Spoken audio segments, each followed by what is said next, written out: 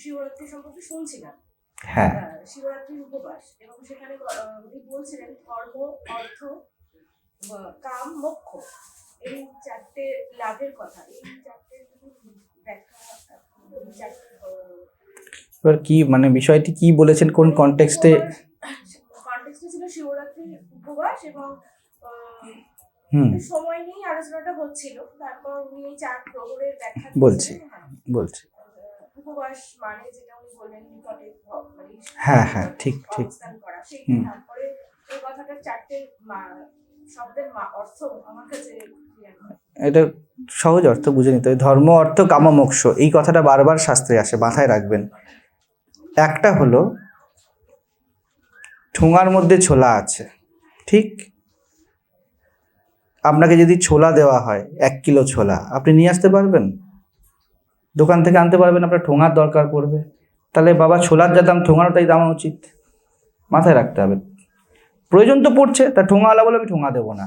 তুমি কত টাকা দিয়ে ছোলা কিনেছো? এখন 1 কিলো ছোলা বলতে 80-90 টাকা বা 100 টাকা কিছু একটা দাম হবে, তো আমাকে 100 টাকা দিতে হবে, একটা ঠোঙা 100 টাকা। তাহলে এটা পাগলামির কথা হয়ে যাবে না? ঠোঙারও প্রয়োজনীয়তা আছে, কিন্তু ঠোঙার প্রয়োজনীয়তার সাথে সাথে ঠোঙার দামও আছে, ওর বেশি নয়।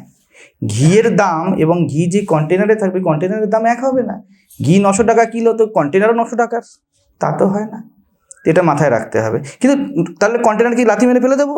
কন্টেনার খুব উপযুক্ত, কিন্তু ওর জায়গায়, ঠিক? এটা মাথায় রাখতে হবে। তো এই যে বলছে ধর্ম, অর্থ, কাম, মোক্ষ, চারটেই সিদ্ধ হয়। বহু জায়গাতেই হিন্ট আছে। তুমি যা চাইবে তাই পাবে। বিষয়টি বুঝুন কি, যে কোনো জিনিসের গভীরে যেতে গেলে আপনাকে কিন্তু আপনার স্থিরতা বা বিরামে প্রবেশ করতে হবে। ধর্ম কি? ওর উপরে কিন্তু অর্থ আর কাম দাঁড়াবে। অধর্মে অর্থ আসুক আর কামনা আতুর হয়ে ধর্মকে সরিয়ে দেওয়া হোক, এটা বলা হয়নি অবশ্যই। সেই জন্যই আগে ব্রহ্মচর্যের বিধান। তো আমি একটু আগে বলছিলাম জাগৃতির কথা।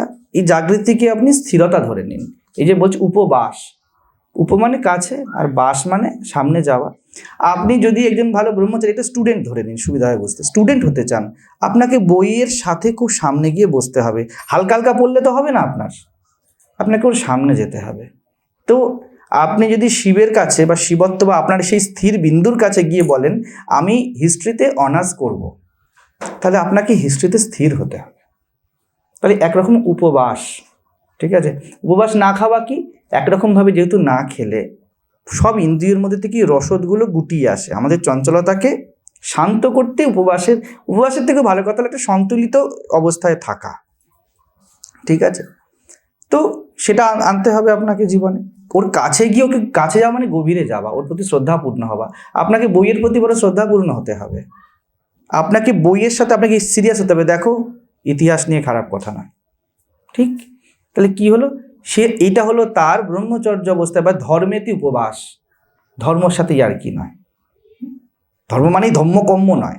ধর্ম মানে হলো জীবনের যা ধর্ম, যেই বিষয়ে যেই সময় যেটা হওয়া উচিত যাতে জীবন সমৃদ্ধ হয়, তা ধর্ম। ওই বিষয়তে হালকা হয়ে যেও না, ওই বিষয়তে গভীরভাবে থাকো, স্থিরভাবে থাকো। তারপরে অর্থ মানে টাকা পয়সাও বটে, যে কোনো রিসোর্সও বটে, আবার অর্থ মানে মিনিংফুলনেস অফ লাইফও বটে। আমার জীবনের অর্থ কি প্রয়োজনীয়তা, এটাকে হালকাভাবে নিও না যে যেমন তেমন জীবন কাটিয়ে দেবো। এতেও তুমি যদি শিবের কাছে যাও, তুমি পাবে, অর্থ পাবে, মানে টাকা পাবে। ওই বললাম না, ঠোঙাটাকেই বেশি দেখা হয়। অর্থ মানে, যখন ভাবুন না, আজকে যে সোকল টাকা শব্দটি, এটিই ছিল না যখন ধর্মার্থ কাম মোক্ষ বলা হয়েছিল। টাকা শব্দটাই ছিল না, রিসোর্স, তাকে অর্থ বলা হয়েছে। জীবনের যখন সোর্সের কথা ভাবা হয়েছে, তাকেও অর্থ বলা হয়েছে। ওয়াই, জীবন কেন, সেটাও অর্থ। তো যখন উপবাস বলছে, আবার বলছে যে তুমি তোমার যে কোনো রিসোর্সে, ধরুন একজন হাজব্যান্ডের কাছে ওয়াইফ আছে, আপনার কাছে সন্তান আছে, আপনার কাছে পয়সা আছে, আপনার কাছে বাড়ি আছে, আপনার কাছে যৌবন আছে, যা কিছু আছে, এসব আপনার অর্থ, রিসোর্স। এর প্রতি স্থির সম্মানপূর্ণ হওয়া, শিবের কাছে গেলে এটাও পাবে। অর্থাৎ তুমি যদি ভিতর থেকে শান্ত হও, তাহলে এই অর্থও লাভ করবে। বুঝে যাচ্ছে? কাম মানে কামনা, মাথায় রাখতে হবে। কাম মানে শুধুমাত্র সেক্স নয়, কিন্তু সেক্স শুধুমাত্র হলো কামের শারীরিক প্রকাশ। কাম যে কোনো কিছু কামনা করা। আমি তো বহুবার বলেছি, কামনাতে জীবন বাড়ে, এগায়। কাম না থাকলে জীবনের বিস্তার নেই। আমাদের শরীরটাও কামে। আপনি যে শাড়িটা পরেছেন, এটাও কামনা করেছেন। যে মুক্তি চাই, যে আমরা সন্ন্যাস নিয়েছি, এটাও কামনা করেছি। কামনা ছাড়া জীবনের বিস্তারই নেই, এটা জীবনের একটা ঢং, ঠিক আছে। ওরা চশমা পরে আছে, চেষ্টা করছে আমার চোখের জ্যোতিটা একটু ক্ষীণ হচ্ছে, আমি কামনা করছি যেন দূরে দেখতে পাই। কামনা ছাড়া চশমাও নেই, ঠিক আছে। এই চুলে হয়তো ও চুলটাকে আঁচড়েছে, ঠিক আছে, তা আঁচড়েছে কেন? আমি কামনা করছি চুলটা ঠিক থাক। ঠিক বেসিক যে ফান্ডামেন্টাল কামনা, এছাড়া জীবন নেই, ঠিক আছে। এটাকে শুধু সেক্সে না যে শিবের কাছে গেলেই ভালো, ওই যে বাবার কাছে গেলেই বউ পাবে, মেয়েরা ছেলে পাবে, তো মানে তাকে ধরতে হবে, এটাও ভুল নয়, পাবে, অবশ্যই পাবে, কিন্তু তার ফোকাস ওইটুকুনি, সে ওইটুকুনিই বোঝে, এর বেশি সে কিছু বোঝে না। হ্যাঁ, সে তো পেয়ে গেল, বউ তো পেয়ে গেল, তো গুণ তো সে চায়নি, সে সুন্দরী বউ চেয়েছে, এবার নে ঠেলা। সুন্দরী বউয়ের যে বলবে দেখো আমাকে তুমি চেয়েছিলে বাবার কাছে, বাবা বলছে তথাস্তু, দিয়ে দিয়েছেন। এবার গিয়ে দেখছে যে এখন তো সব হোয়াটসঅ্যাপে দেখিয়ে দিচ্ছে, দেখো আমার ড্রেসিং টেবিলটা 6 ফুটের, একটা করে দাও এরকম। এবার নে, কামনা করেছিস, বলছে তুমি সুন্দরী বউ চেয়েছো, কিন্তু সুন্দরী বউ মানে তো প্রোফাইল আছে তার, তো প্রোফাইল ওয়াইজ এখন খাটো কর।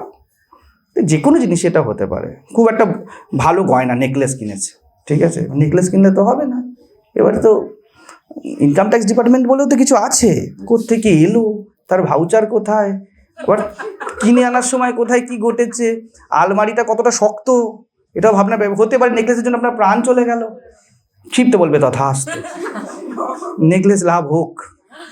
তো শিবের কাছে অর্থাৎ শান্ত হয়ে জীবনের কাছে যা চাইবেন তা পাবেন, মোক্ষও পাবেন। আমরা বলছি মুক্তি চাই, আপনারা হয়তো বলবেন ভিতর থেকে এই দ্বৈতের বন্ধন চাই না, পরম বিরাম চাই, শান্ত স্থিতি চাই, অন্তর যেন না নড়ে। শিব বলবে তথাস্তু, তাই হবে, ঠিক আছে। তো এই 4টেই উপবাস করলে শিবের পাবে। তাহলে বুঝতে পারছেন শিবের উপবাস কথাটি ভুল নয়, কিন্তু আমরা শিবের উপবাস করে সব পাওয়ার যে অর্থ বের করেছি ওটাও ভুল নয়, কিন্তু ওটা খুব উপরি অর্থ হয়েছে। আরেকটু ভিতরে আমি বলছি না যে এটা পাবে না, 100 বার পাবে। যে কোনো স্থিতিতে ধ্যানীর, একটা সাধুর শান্ততা চাই, একজন ব্রহ্মচারী স্টুডেন্টের শান্ততা চাই, একজন যে টাকা রোজগার করতে যাবে জীবনে বা রিসোর্স কুড়াবে তারও শান্ততা চাই, যে আমি রাখবো কোথায়, করবো কি, এর ব্যবহার কি।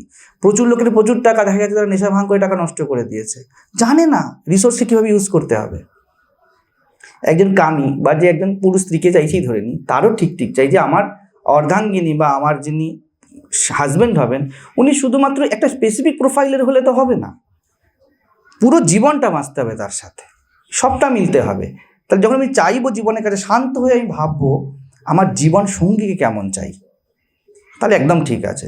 কিন্তু বাবা একে পাইয়ে দাও, বাবা ওকে পাইয়ে দাও, দীপিকা পাডুকোনের মতো একজনকে পাইয়ে দাও, হ্যাঁ, বা এখন কে চলছে রণবীর কাপুরের মতো একজনকে পাইয়ে দাও, তাহলে তো মুশকিল হয়ে যাবে। এবারে দেখা যাবে এটি নর্মাল বিষয়। দেখুন আপনি রণবীর কাপুরের মধ্যে কেউ চাইছে, কোনো একটা মেয়ে চাইছে, শিবের উপোসও করছে, এবং এটাই ফ্যাক্ট, এটাই হচ্ছে। এই মুহূর্তে আমি কথা বলছি, এই সময় চারিদিকে শিবের মাথায় জল পড়ছে এই বলে ওই টাইপের।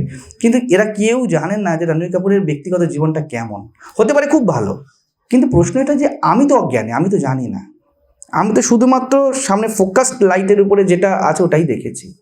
তো যখন জাগ্রত হবে, গভীর হবে, তখন কিন্তু ব্যক্তি ভালো করে দেখবে আমি জীবনের কাছে কি চাইছি, স্থির হয়ে, শান্ত হয়ে, একনিষ্ঠ হয়ে যা কিছু চাইবেন তা পাবেন জীবনের কাছে, কোনো হানি হবে না। কিন্তু চাওয়াতেও জাগ্রত থাকুন। এই জায়গাটাই শিবের উপোস। এবারে করুন উপোস, সব পাবেন। গ্রসলি কি মহাজ আপনি বলছেন ভুল, আমি একদম বলছি না ভুল, একদম ঠিক, একদম পাবে, সামলিও, কোনো অসুবিধা নেই, সামলাও কে কি চাইছো না চাইছো। হ্যাঁ, ঠিক আছে।